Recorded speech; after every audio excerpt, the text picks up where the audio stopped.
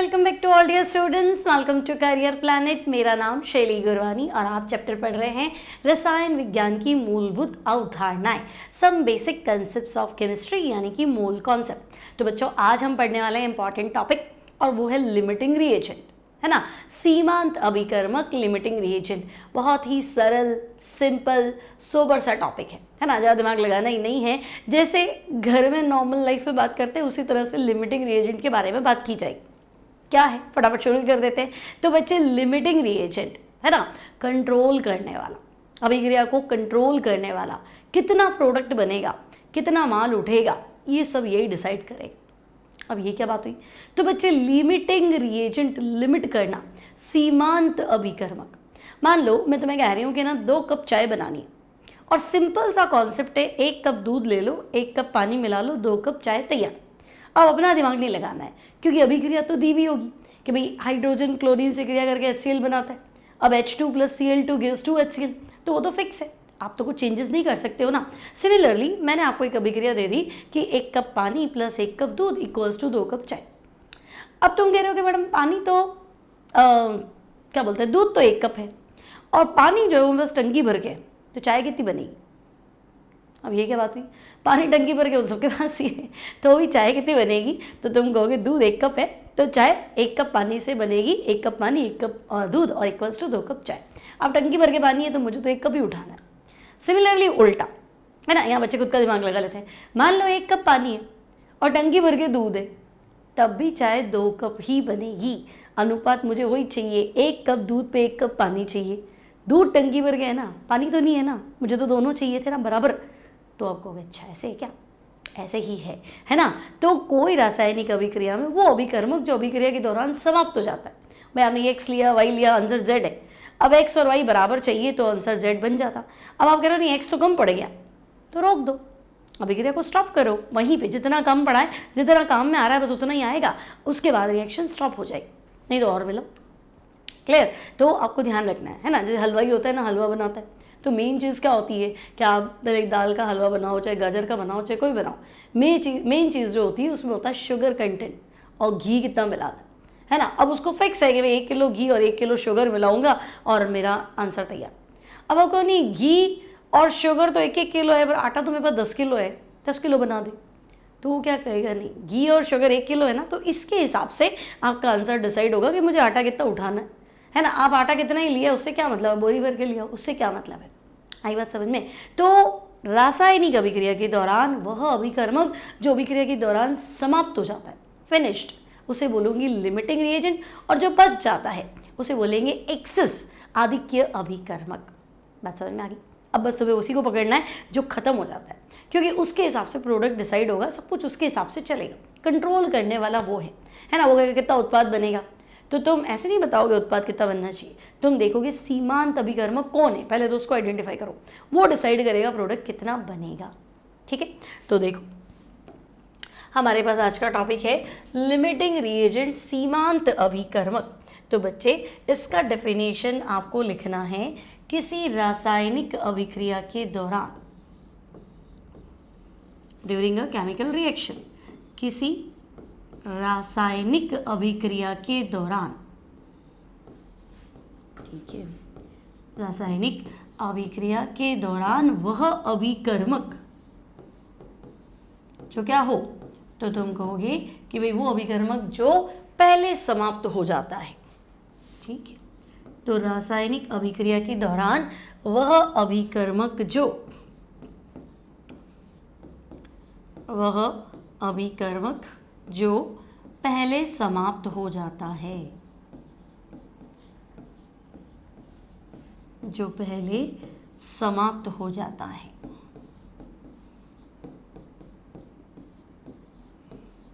ठीक है, तो भाई जो पहले खत्म हो जाएगा, पहले समाप्त हो जाएगा, उसे हम बोलेंगे सीमांत अभिकर्मक।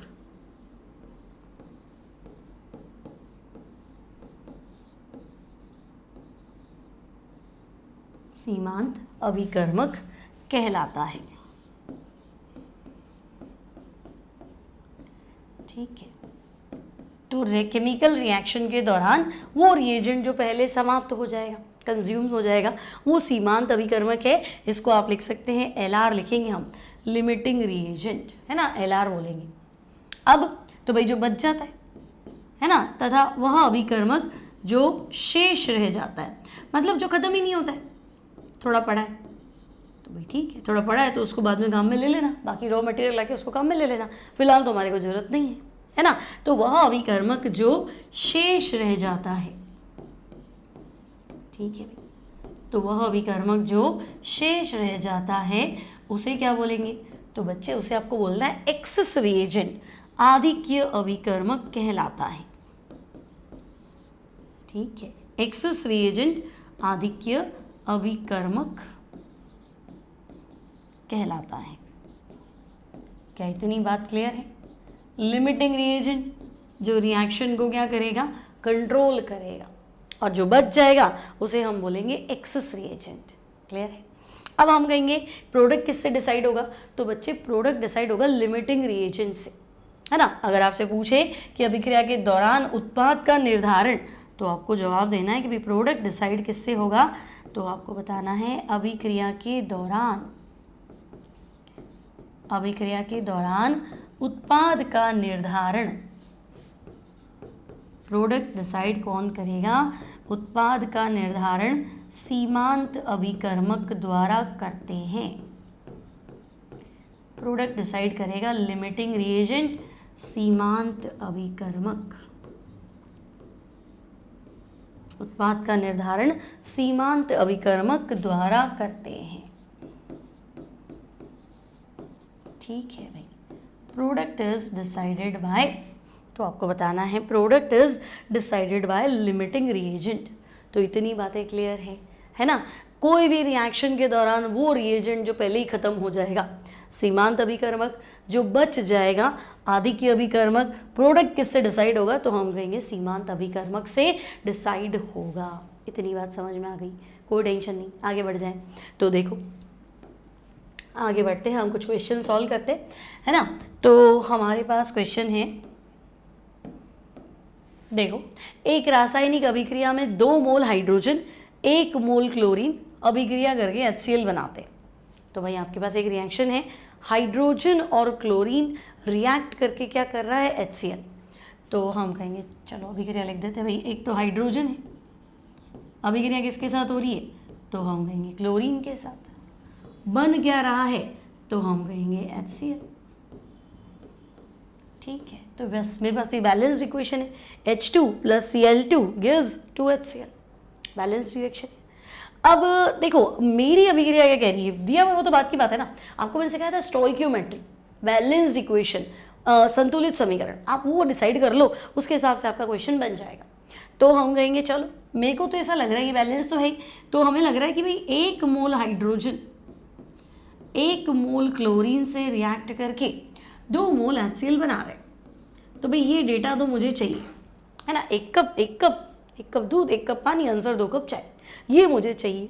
अब आप कितना लाए हो? तो बच्चे ये तो है अभिक्रिया की रस समीकरण मिति के अनुसार, अकॉर्डिंग टू स्टोइकियोमेट्री, रस समीकरण मिति है ना, बैलेंस इक्वेशन के हिसाब से ये। अब आपके पास जो दिया हुआ है वो बताओ। तो हम कहेंगे देखो गिवन डेटा से चेक करो।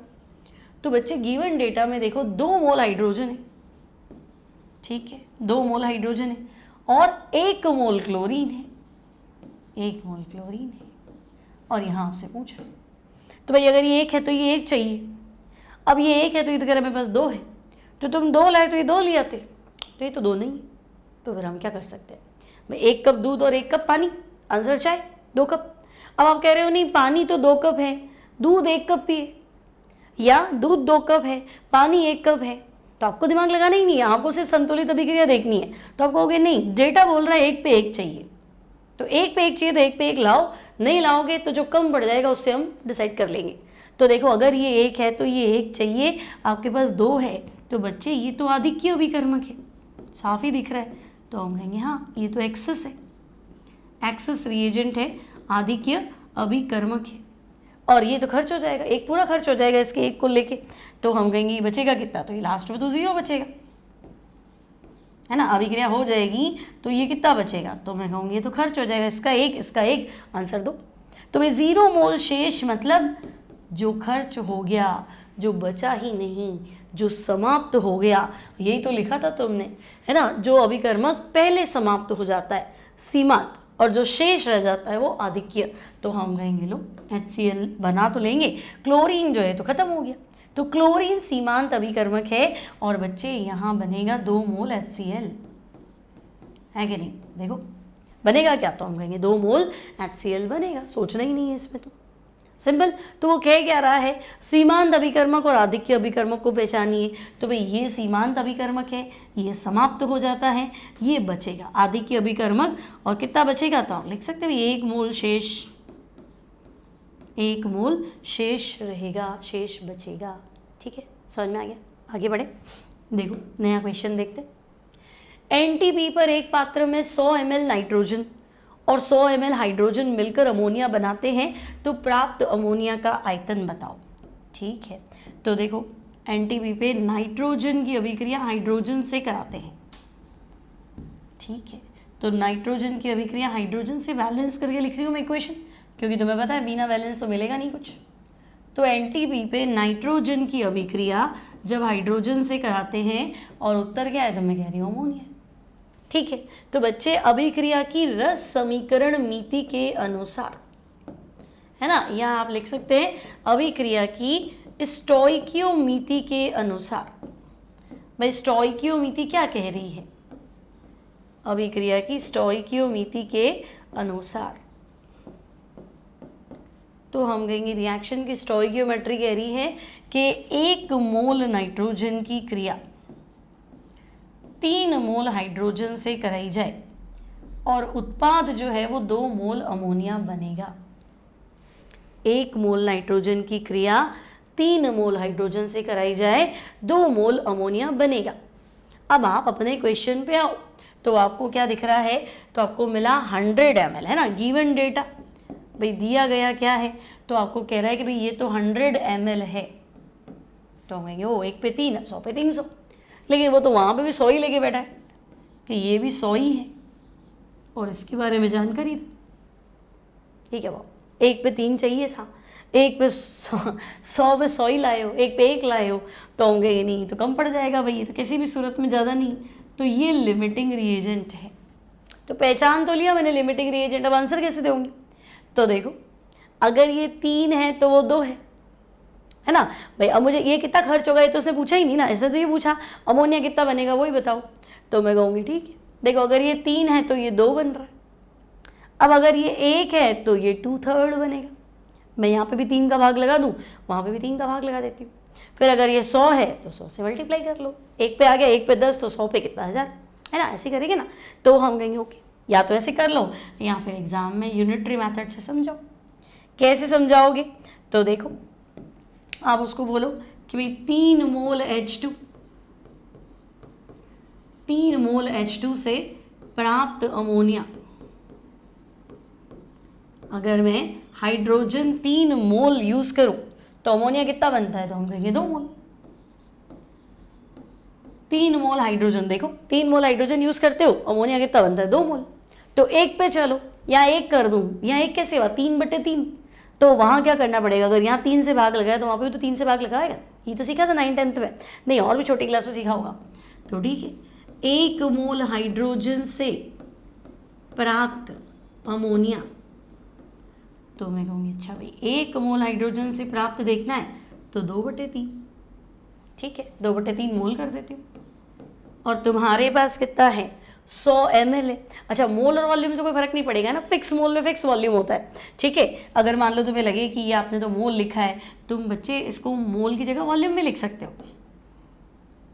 है ना, यहाँ तुम्हारे कोई फर्क नहीं पड़ना था, यहाँ तुम 1 मोल की जगह 1 वॉल्यूम लिख सकते थे, ठीक है, क्योंकि क्वेश्चन वॉल्यूम पे है ना। यहाँ तुम क्या कर सकते थे 3 वॉल्यूम, और यहाँ क्या कर सकते थे 2 वॉल्यूम,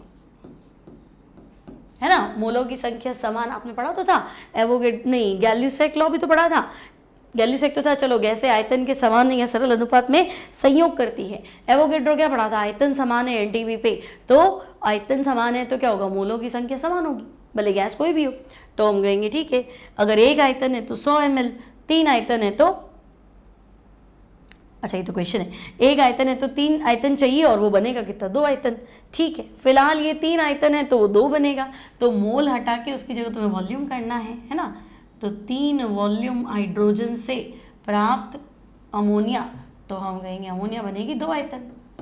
ठीक है, तो अब 1 आयतन, मोल हटा के आयतन कर रही हूँ मैं, कुछ भी नहीं कर रही हूँ है ना। 1 वॉल्यूम से कितनी बनेगी अमोनिया, तो हम कहेंगे 2/3 बन जाएगी। ठीक है, अब तुम्हारे पास कितना है, तो भाई हमारे पास तो 100 ml है, उससे क्या ही फर्क पड़ेगा, 100 ml कर दो। 100 ml या 100 वॉल्यूम हाइड्रोजन से प्राप्त अमोनिया, तो बच्चे अब तुम्हारे पास हो जाएगा 200/3, मतलब जितना भी मेरे पास 1 के हिसाब से आया था ना, 100 से मल्टीप्लाई कर लो, तो 200/3, तो 200/3 कितना हुआ, 66.6 हो गया। तो हम कहेंगे यहाँ हमारा आंसर आ जाएगा 66.6 ml। बोलो, सिंपल सी चीज़ है ना। 3 वॉल्यूम से 2 वॉल्यूम, 1 वॉल्यूम से 2/3, 100 वॉल्यूम से 2/3 इंटू 100। क्लियर, छोटी छोटी सी बातें हैं, तो ये आई थिंक आपका क्लियर हो गया, सिंपल सा क्वेश्चन था। ठीक है, आगे बढ़ते हैं। नेक्स्ट क्वेश्चन देखो, 56 ग्राम नाइट्रोजन और 12 ग्राम हाइड्रोजन मिलकर क्या कर रहे हैं, अमोनिया बना रहे हैं। तो प्राप्त अमोनिया का भार बताइए और लिमिटिंग रिएजेंट को भी पहचानिए। तो बच्चे अभी अपने पास वेट है, तो हम सबसे पहले क्या करते हैं, मोल्स फाइंड कर लेते हैं। ठीक है, सो मोल्स फाइंड करने के बाद क्या होगा, आपके लिए थोड़ा इजी हो जाएगा। तो देखो, नाइट्रोजन के मोल, तो हम कहेंगे चलो नाइट्रोजन के मोल, गिवन मास 56, एटॉमिक मास, तो बच्चे नाइट्रोजन का एटॉमिक मास 28 है ना, एन का 14, 14 और 14 28, और 28 2 56, तो नाइट्रोजन के मोल तो हो गए 2। देन बच्चे हाइड्रोजन के मोल,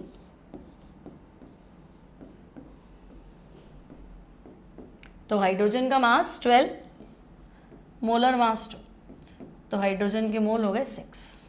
ठीक है, अब अमोनिया कितना बनेगा उसका भी मास बताना है। तो पहले तो आप डिसाइड करो अमोनिया के मोल कितने बनेंगे। तो हम कहेंगे जब नाइट्रोजन की अभिक्रिया हाइड्रोजन से कराते हैं तो अमोनिया बनता है, और बैलेंस्ड इक्वेशन ये है, 1 मोल नाइट्रोजन 3 मोल हाइड्रोजन से अभिक्रिया करके 2 मोल अमोनिया बनाता है। ठीक है, तो बच्चे अकॉर्डिंग टू स्टोइकियोमेट्री अभिक्रिया की रस समीकरण नीति आपसे क्या कह रही है। तो अभिक्रिया की रस समीकरण नीति कह रही है कि भाई ये 1 मोल लेना, ये 3 मोल लेना, और उत्तर जो होगा वो 2 मोल होगा। ये हमें चाहिए, 1 पे 3 चाहिए, आंसर 2 होगा। अब आपके पास कितना है, तो आप कह रहे हैं नाइट्रोजन तो मेरे पास 2 मोल है। ठीक है, अब आपके पास जो गिवन डेटा है वो लिख देती हूँ। तो हम कहेंगे गिवन डेटा में नाइट्रोजन तो हमारे पास 2 मोल है, हाइड्रोजन हमारे पास 6 मोल है ना, और ये कितना बनेगा ये बताओ। तो 1 पे 3 चाहिए था, 2 पे 6 चाहिए, 3 पे 1 चाहिए था, 6 पे 2 चाहिए, तो बराबर दिया, जितना चाहिए होता है। तो हम कहेंगे ठीक है ना, ये पूरा खर्च हो जाएगा, ये पूरा खर्च हो जाएगा, शेष तो कुछ नहीं बचेगा। तो भाई अभिक्रिया को तो ये भी कंट्रोल करेगा और अभिक्रिया को ये भी कंट्रोल करेगा, दोनों ही लिमिटिंग रिएजेंट है, हालांकि दोनों खर्च हो रहे। ठीक है, तो बनेगा क्या, तो देखो अगर ये 1 है तो वो 2 बन रहा था, तो अगर ये 2 है तो ये 4 मोल अमोनिया बनेगा। सोचना ही क्या है, इससे करना है तो इससे कर लो भाई। 3 पे कितना बन रहा था, 2, तो यहाँ डबल कर दिया 6, तो वहाँ डबल हो जाएगा, तो यहाँ होगा 4 मोल अमोनिया बनेगा। ठीक है, तो भाई 4 मोल अमोनिया का वेट पूछा है, भार बताओ, तो ठीक है ना, भार बता देंगे, उसमें क्या है। तो यहाँ पे निकाल देते, देखो अमोनिया का भार, तो बच्चे मोल बराबर क्या होता है, भार बटा अणु भार। तो भार कैसे निकालेंगे, मोल इंटू अणु भार। तो अमोनिया का भार, तो मैं कहूँगी अमोनिया के मोल इंटू अमोनिया का अणु भार। अब अमोनिया के मोल कितने तुम्हारे पास, तो तुम कहोगे 4, और अणु भार कितना है, तो 17। तो ठीक है, 17 2 ज़ा, तो 17 2 ज़ा 34, और 34 कर दो 68। ठीक है, तो ये आएगा 68 ग्राम्स। तो आपसे पूछा जाएगा कितने मोल अमोनिया बनेगा, तो उत्तर 4 मोल। लेकिन कितने ग्राम अमोनिया बनेगा, तो 1 मोल में 17 ग्राम होता है, 2 मोल में 34 ग्राम होता है, 3 मोल में 51 ग्राम होता है और 4 मोल में 68 ग्राम। तो तुम कहोगे 4 मोल अमोनिया बनेगा और 4 मोल अमोनिया मतलब 68 ग्राम्स अमोनिया बनना चाहिए। बोलो, इतनी बात समझ में आ गई? तो ये भी आपका लिमिटिंग रिएजेंट पे बेस्ड क्वेश्चन है। अब इसमें देखो दोनों ही कंज्यूम हो जाते तो दोनों से आंसर निकाल देते हो, आंसर सेम आएगा, आंसर में कोई चेंज नहीं आना है। ठीक है, आगे देखते हैं। देखो एक और क्वेश्चन है, एनटीपी पर 22 ग्राम CO2 प्राप्त करने के लिए कितने मोल मैथेन के दहन की आवश्यकता है? तो तुम्हें मीथेन का कंबशन करना है। तो बच्चे मीथेन तो है CH4, है ना, और आपको इसका कंबशन दहन करना है। तो दहन मतलब burning in presence of oxygen, जलाओ उसको ऑक्सीजन की प्रेजेंस में। तो C है तो CO2 बनेगा और H है तो H2O बनेगा। तो भाई C तो 1 है तो CO2 1 बना दो, और हाइड्रोजन 4 है तो वाटर 2 बना दो और बैलेंस कर लो। तो हम कहेंगे 2 ऑक्सीजन इधर है, 2 ऑक्सीजन इधर है। समझ में आ रहा है? इधर O2 है, 2 एटम है ऑक्सीजन के, इधर 2 O है, मतलब टोटल 4 ऑक्सीजन एटम है ना। तो बेटा 4 ऑक्सीजन एटम है तो यहाँ 2 लिख दो, 2 2 ज़ा 4, संतुलित करनी तो आती है। ठीक है, अब 22 ग्राम CO2 प्राप्त करना है। ठीक है, तो कितने मोल मैथेन? तो मुझे लग रहा है 1 मोल मैथेन, है ना, और CO2 देखो पूरा लिख लेते भले, ये 1 मोल चाहिए, ये 2 मोल चाहिए, ये 1 मोल बनेगा, ये 2 मोल बनेगा। सिंपल तो ये है, पूरा डेटा लिख दिया। किसी के बारे में सवाल पूछ लो, हम दे देंगे आंसर। अब फिलहाल जो तुमसे पूछा है वो पूछा है कि 22 ग्राम CO2, तो बच्चे 22 ग्राम CO2 के मोल निकाल दो अगर तुम्हारी इच्छा है तो हम कहेंगे ठीक है, मोल बराबर भार बटा अणु भार, है ना। तो CO2 का भार जो है वो तुम्हें 22 ग्राम दे रखा है और CO2 का अणु भार 44 होता है, मतलब पता ही है ना तुम्हें। CO2 का अणु भार जो है वो 44 होता है। ठीक है, यहाँ तरीके से लिख लेती हूँ मैं। देखो भार जो कि होना चाहिए ग्राम्स में अपॉन, तो हम कहेंगे अणु भार। तो बच्चे CO2 का भार तुम्हें दिया है 22, अणु भार 44, तो मोल हो गया आधा। ठीक है भाई, मोल हो गया आधा। अब एनटी पर 22 ग्राम CO2 प्राप्त करने के लिए कितने मोल चाहिए? तो 22 ग्राम मतलब आधा मोल, तो मैं कहूँगी हाफ मोल CO2, है ना। CO2 कितना है? Half mole.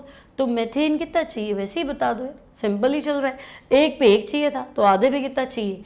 तो मैं कहूँगी आधा मोल, हाफ मोल मेथेन की आवश्यकता होगी।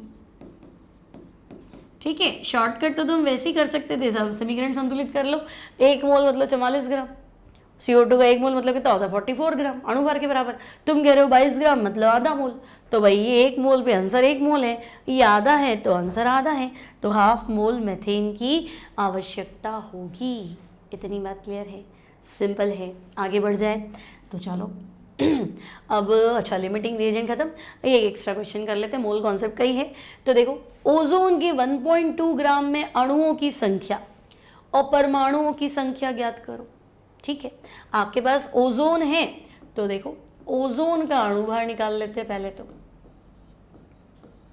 बच्चे ओजोन का अणु भार, तो मैं कहूँगी ऑक्सीजन का भार तो 16 होता है, तुम्हारे पास ऑक्सीजन 3 है तो अणु भार तो 48 आ गया। ठीक है, ग्राम प्रति मोल लिख सकते हो। अब मैं मोल निकाल देती हूँ पहले। तो देखो मोल बराबर, तो हम कहेंगे भार, पदार्थ का भार ग्राम्स में अपॉन अणु भार। ठीक है, अब पदार्थ का भार तो भाई ओजोन का भार है 1.2 ग्राम्स और अणु भार तो 48, पॉइंट उड़ा दो तो 1/40। मोलों की संख्या कितनी है? तो मैं कहूँगी 1/40। अब अणुओं की संख्या और परमाणुओं की संख्या, तो बच्चे 1 मोल ओजोन में अणु कितने होंगे? सोचो, 1 मोल ओजोन में अणुओं की संख्या, तो हम कहेंगे 1 मोल मतलब एवोगैड्रो नंबर, 1 मोल का मतलब क्या होता है? एवोगैड्रो नंबर, और एवोगैड्रो नंबर होता है 6.02 इंटू 10⁻23। अब तुम्हारे पास 1 मोल तो है नहीं, तुम्हारे पास 1/40 मोल है, तो 1/40 मोल ओजोन में अणुओं की संख्या, तो मैं कहूँगी 1/40 इंटू 6.02 इंटू 10⁻23 अणु, इतने अणु होंगे। अब परमाणु बता दो भाई, परमाणुओं की संख्या है ना, तो तुम खुद सोचो परमाणु मतलब, बोलो परमाणु मतलब क्या? तो बच्चे O2 मतलब अणु, या O3 मतलब क्या है? अणु। ओजोन है ना O3, तो O3 तो अणु है। एक ओजोन में 3 परमाणु नहीं है, देखो एक ओजोन अणु O3 अणु, तो O3 में O कितने? O3 अकेला तो अणु है, लेकिन ये बना तो परमाणुओं से ना, तो O3 में O कितने? तो तुम कहोगे O3 बोल रहे हो तो 3 ही होंगे, तो ठीक है।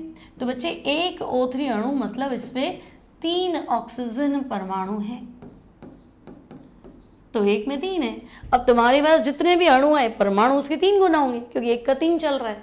अब 1 डजन हो तो 1 मोल हो तो 100 हो तो 3 से, सबको 3 से मल्टीप्लाई कर लो अपने आंसर को। तो हम कहेंगे अच्छा परमाणुओं की संख्या, आपके पास जितने भी मोल हैं है ना, उसको आप 3 से मल्टीप्लाई कर दो बस। तो आपके 3 से मल्टीप्लाई करते क्या हो जाएगा? एटम्स आ जाएंगे, परमाणु आ जाएंगे। बोलो सरल है, सिंपल है। तो यहाँ आपका कंप्लीट हो गया एक टॉपिक लिमिटिंग रिएजेंट। अब लिमिटिंग रिएजेंट से रिलेटेड कोई भी क्वेश्चन हो वो तुम्हें बनाने, सिर्फ एक चीज़ दिमाग में रखना है, अगर तुम्हें भार दे रहा है, आयतन दे रहा है, तो पहले मोल निकाल दो, मोल निकाल के साइड में रख दो, है ना। अब आप संतुलित समीकरण लिखो। इक्वेशन बैलेंस नहीं होगी कभी क्वेश्चन सही नहीं होगा, तो एक इक्वेशन बैलेंस करके लिखो। अब अभिक्रिया की रस समीकरण नीति क्या कह रही है और तुम्हारा डेटा क्या कह रहा है। तो हमारी इक्वेशन कह रही है भाई 1 पे 2 चाहिए, डेटा कह रहा है 1 पे 1.5 है, तो बस वो 1.5 वाला ही लिमिटिंग रिएजेंट है, क्योंकि मुझे चाहिए 2, ये कम पड़ रहा है, तो जो कम पड़ रहा है वही लिमिटिंग रिएजेंट है। वही बताएगा कि उत्पाद कितना बनेगा, और वही बताएगा कि पास वाला जो इतना ज़्यादा है ना उसमें से मैं कितना कम में लूँगा। मैंने कहा था ना आटा तो 10 किलो है, उससे क्या ही मतलब है। शुगर और घी, उसमें भी अगर शुगर कम हो गया घी ज़्यादा है तो शुगर डिसाइड करेगा कि आटा कितना उठेगा, घी कितना उठेगा। आई बात समझ में। तो वैसे भी डेली लाइफ में जो चीज़ कम पड़ती है वही तो सबको कंट्रोल करती है ना। तो ये चीज़ आपको ध्यान रखनी है, सिंपल सा टॉपिक है, ठीक है। अच्छा लग गया तो लाइक और शेयर और सब्सक्राइब, और कोई भी डाउट हो तो कमेंट कर देना, ठीक है। तो मिलते हैं next time. Till then keep watching, keep studying, bye bye.